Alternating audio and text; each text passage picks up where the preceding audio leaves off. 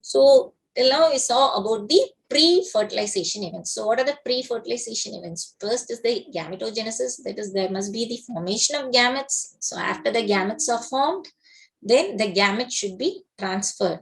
So after the gametes are transferred, what is the next stage?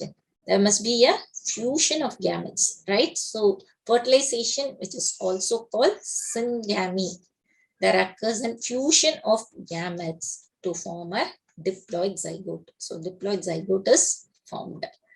But in some cases, like rotifers, honeybees, some lizards, birds, like turkey, this female gamete, it develops to new organism even without fertilization. That is, without the fusion that leads to the formation of new organisms. So that is called the parthenogenesis. So parthenogenesis is the formation of new organisms without fertilization, right?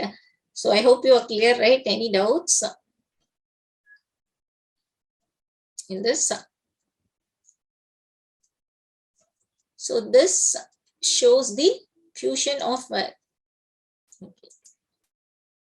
so this shows the fusion of isogametes. So fusion of gametes to form a zygote, which leads to the formation of new individual. So normally the fertilization occurs by the fusion of gametes, that is sperm with the egg, and leads to the formation of zygote, right? So that is the fertilization.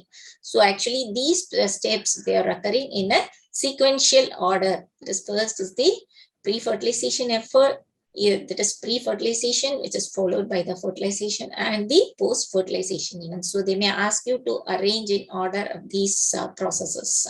So we have to be clear with the order of this. So if you understand the concept, you can answer any type of question. Okay. So there are different types of fertilization, like external fertilization and internal fertilization. So here also from the term itself, we can understand. So what is external? It is happening in the external medium. That is, the zygote is formed outside the body. It is not formed inside the body.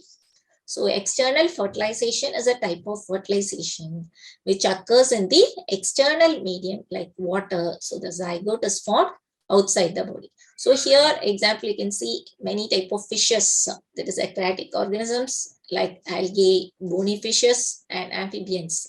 So here what happens? That is external fertilization. So the male fish, it waits to spread sperm over the eggs. So they release their gametes outside in the water, that is an external environment. And female fish also lays eggs. So such organisms, they show synchrony between the sexes and they release large number of gametes. So what is the purpose of releasing large number of gametes? Because they are released into one external environment and only some of it will mature into one adult. That is, the fusion will happen and they form into one adult. So they release large number of gametes into the surrounding medium to ensure the syngamy. That is, to ensure the fertilization will happen, right? Because they are released into one open environment. So that must be in large number to ensure the fertilization. But the main disadvantage of this external fertilization is what happens.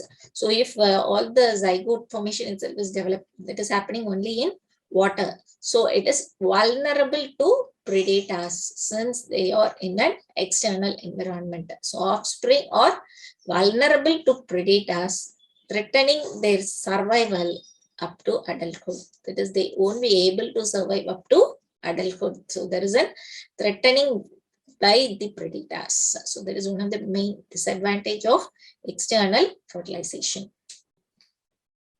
So next is the internal fertilization.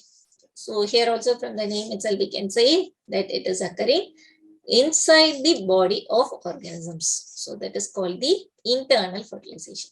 So here examples are terrestrial organisms belonging to some fungi, animals and plants. So they are all examples for internal fertilization. That is reptiles, birds, mammals. In plants, if you take, it's bryophytes, pteridophytes, gymnosperms and angiosperms.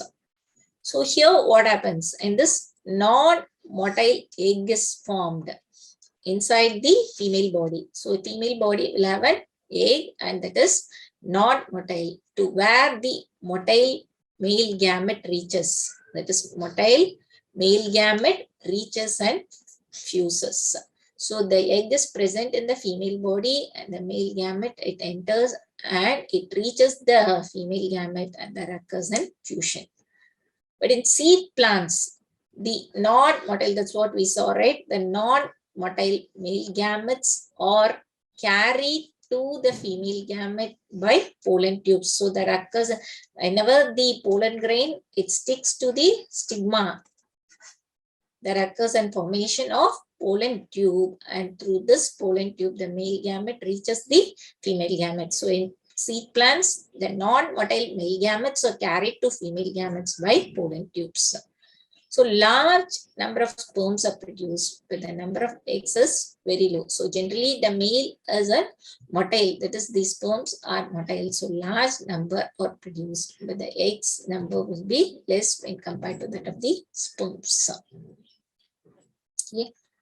So the next is the post-fertilization event. So what are the post-fertilization events? So now the fusion has happened. So first step is the gametogenesis, right? That is formation of gametes. Then gametes are transferred, and after the gametes are transferred, there occurs a fusion of the gametes, male and female gametes. And after the fusion, so what is the next stage? It results in the formation of zygote, right? So post-fertilization event, the first step is the formation of zygote. So the development of zygote, it depends on the type of cell cycle, that is life cycle of the organism. So about the life cycle of the organism, and also it depends on the nature of the environment. So the development of the zygote, it depends on the type of the life cycle of the organism, and also it differs in the different environment. For example, in the case of fungi and algae, the zygote, so how the zygote will be in fungi and algae, that forms a thick wall.